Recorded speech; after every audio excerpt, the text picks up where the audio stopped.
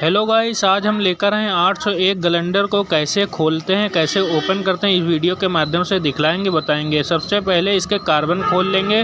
Carbon का page खोलकर फिर इसकी काली वाली प्लास्टिक हटाकर फिर इसमें एक क्लिप निकली होगी, क्लिप को हटाकर कार्बन निकाल लेंगे।